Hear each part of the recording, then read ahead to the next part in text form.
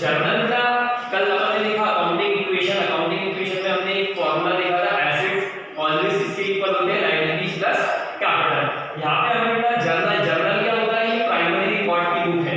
जब बिजनेस में कई ट्रांजैक्शन होते हैं डेली, हमने किसी से परचेज किया, किसी को सोल्ड किया, सैलरी दी, वेजेस दी, कई ट्रांजैक्शन होते हैं, तो उन ट्रांजैक्शन को बेटा अगर प्रॉपर वे में रिकॉर्ड नहीं करेंगे तो क्या होगा, प्रॉपर वे में रिकॉर्ड नहीं करेंगे तो हमारा जो भूल जाएगी, हमारी मेमोरी क्या होती है, शॉर्ट टर्म होती है। तो उनको बेटा जिस बुक में हम प्रॉपर्ली रिकॉर्ड कर रहे हैं उसको क्या बोलते हैं, जर्नल करने के लिए बेटा पहले हमें क्लासिफिकेशन ऑफ अकाउंट समझना जरूरी है। तो अकाउंट जो है वो तीन पार्ट में डिवाइड है। सबसे पहला होता है रियल अकाउंट, सेकंड होता है पर्सनल अकाउंट, और थर्ड होता है नॉमिनल अकाउंट।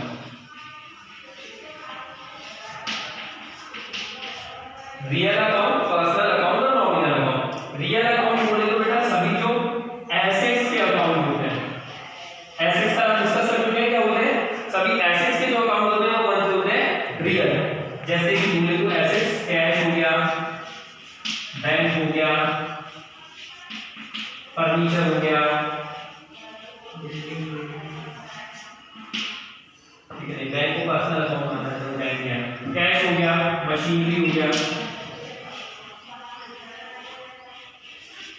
फर्नीचर हो गया, बिल्डिंग हो गया, एक्सेट्रा। पर्सनल बेटा पर्सनल जो है वो इसके नाम में छुपा है जो किसी पर्सन के अकाउंट होते हैं। जैसे राम का अकाउंट, सीता का अकाउंट, मोहन का अकाउंट, या तो किसी कंपनी का अकाउंट जैसे ABC लिमिटेड अकाउंट, इसका अकाउंट किसी कंपनी का अकाउंट भी बेटा, कंपनी को भी एक पर्सन मानता है तो किसी कंपनी का अकाउंट भी पर्सनल अकाउंट होता है। इसके बाद बेटा नॉमिनल अकाउंट। तो कल हमने जो देखा था सभी जो एक्सपेंसेस होते हैं और सभी जो इनकम होती है उनके अकाउंट क्या होते हैं, नॉमिनल। जैसे सैलरी पेड,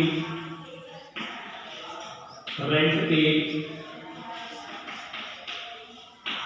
या फिर कमीशन रिसीव,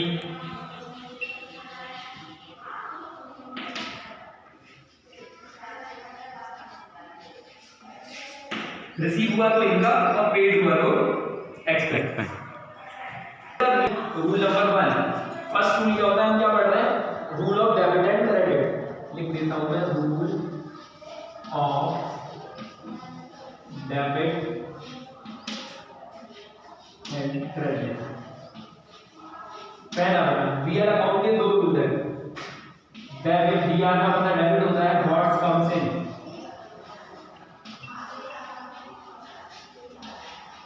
और सेकंड बेटा credit what's goes out.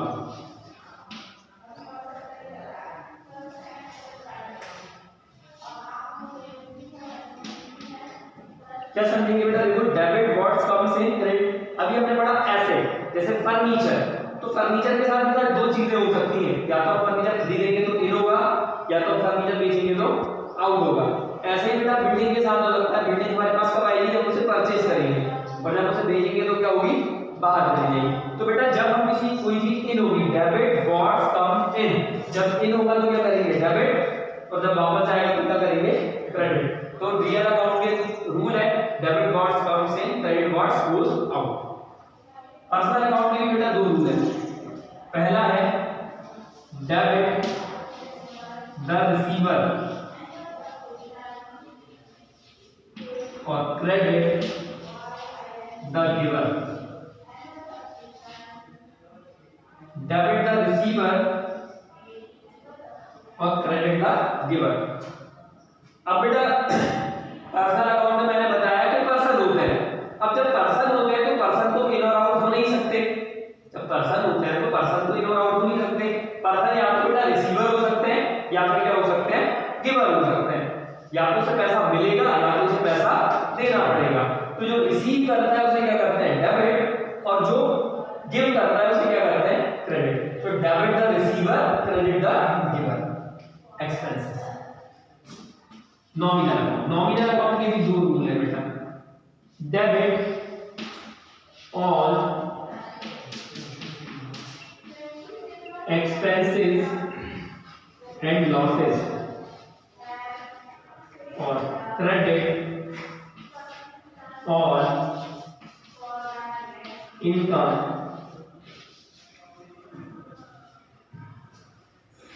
Income and gains.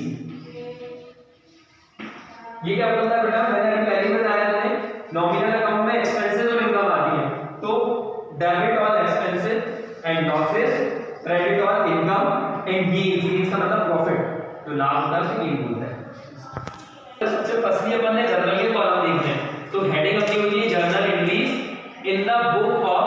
अगर किसी का नाम दिया हो, जैसे हमारे फर्स्ट क्वेश्चन में तो नाम नहीं दिया है, pass the journal entry in the following transaction, तो कुछ नहीं लिखेंगे, डायरेक्ट छोड़ देंगे।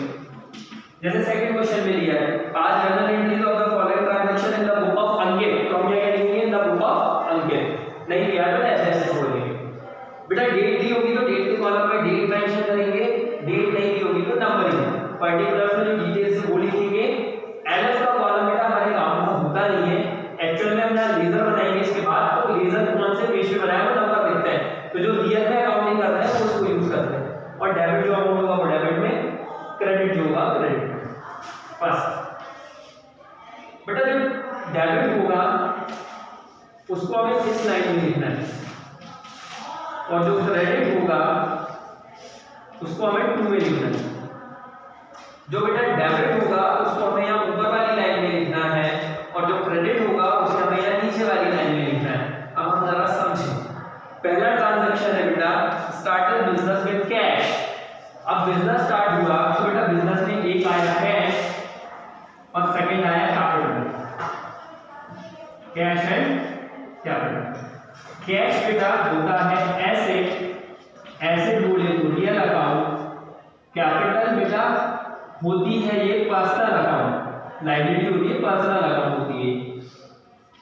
अब बेटा बिजनेस स्टार्ट हुआ तो बिजनेस के अंदर कैश भी आया और कैपिटल भी आई, कैश भी आया कैपिटल भी। कैश रियल अकाउंट बोलता है, जो इन है उसे डेबिट कर दो, और capital personal account, personal account क्या बोलता है रिसीवर और गिवर। तो हमें कैपिटल किसने दी है, मालिक ने दी है, तो ये गिवर है। तो जो गिवर है उसको क्या करो क्रेडिट। तो बेटा हमारी एंट्री बनेगी cash account debit to capital account. क्यों ऐसा होगा एक बार और एक्सप्लेन कर रहा हूं। कल मैंने अकाउंटिंग इक्वेशन की थी, अकाउंटिंग इक्वेशन में हमें क्लियर है कि जब बिजनेस स्टार्ट होता है तो कैश भी आता है कैपिटल भी आती है।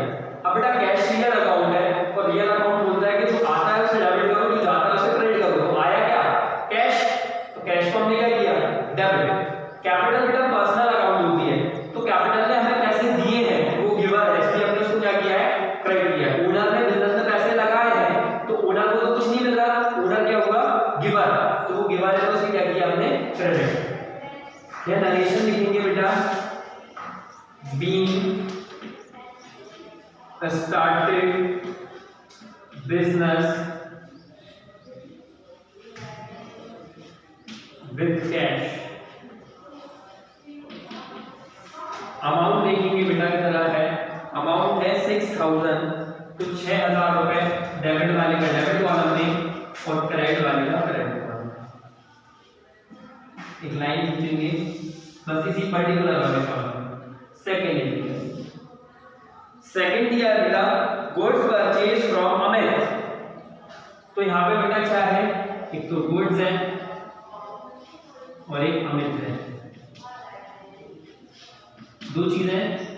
गुड्स कौन सा काउंट होगा, रियल पर्सनल नॉमिनल, क्या होगा गुड्स क्या होगा, तुम्हें क्या लगता है तीनों में से कौन सा होना चाहिए गुड्स, जल्दी बताओ। रियल, रियल होगा।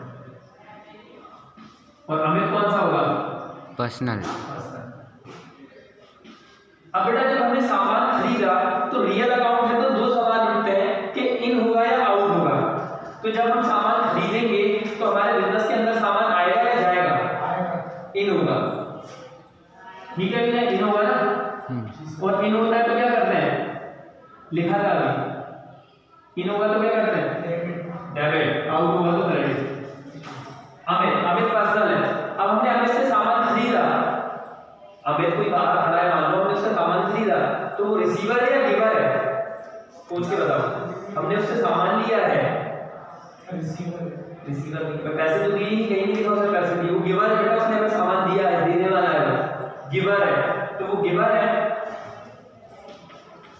गिवर को क्या करते हैं? क्रेडिट। रिसीवर को करते हैं डेबिट, गिवर को करते हैं क्रेडिट। तो हमारी एंट्री बनेगी गुड्स। बेटा गुड्स जब खरीदते हैं तो परचेज वर्ड यूज करते हैं, purchase account debit to Amit. बेटा किसी बंदे का नाम होता है तो उसमें अकाउंट नहीं लगाते हैं, purchase account debit to Amit. Be purchase goods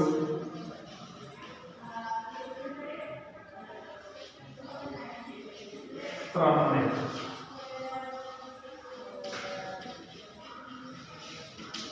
amount कितना है? 2000।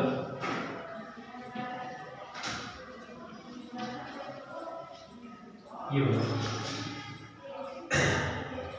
थर्ड एंट्री अगर देखें तो थर्ड है deposited into bank.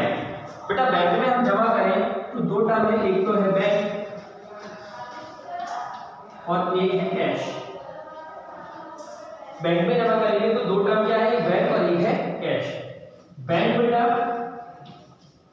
Personal account होता है, क्या होता है? पर्सनल। बेटा बैंक को एक पर्सन मानते हैं, क्योंकि जो जितनी भी कंपनीज होती है ना वो सब पर्सन होती है, तो बैंक का भी जो रजिस्ट्रेशन होता है वो कंपनीज एक्ट में होता है, इसलिए बैंक को एक पर्सन मानते हैं। तो बैंक एक पर्सन है। अब अपन मान लो अपन लोग हैं और अपन बैंक में गए और अपन ने अमाउंट डिपॉजिट किया बैंक में, पैसे मेरे पास 10,000 थे, 10,000 जाके मैंने बैंक में जमा किए, तो बैंक रिसीवर हुई या गिवर हुई?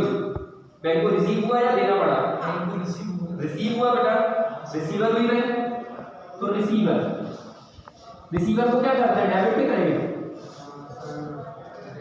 डेबिट। गिवर को क्रेडिट करते हैं। दूसरा बेटा कैश, कैश रियल है।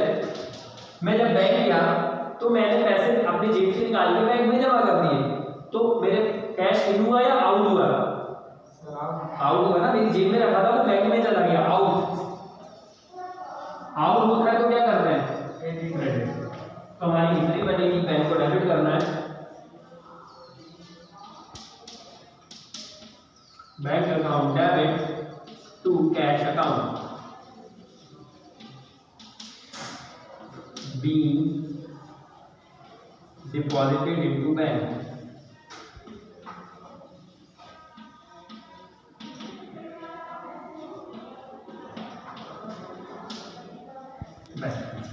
फोर्थ एंट्री देखते हैं।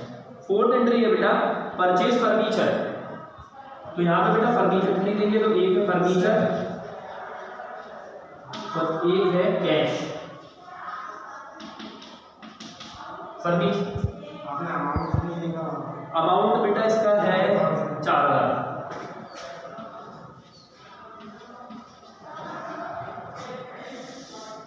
फर्नीचर और कैश। अब बेटा जब फर्नीचर खरीदे, पहले फर्नीचर कौन सा अकाउंट है? Real, nominal, personal? Sir real.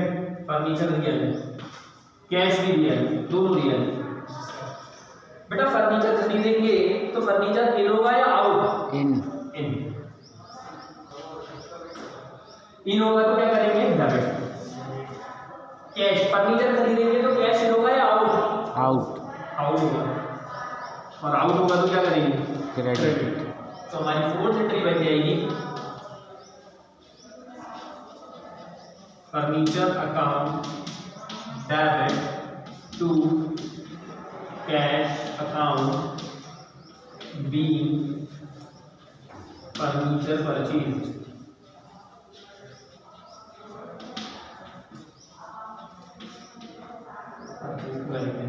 Fifth entry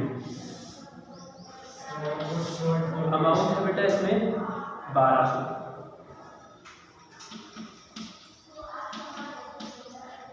good sold for cash.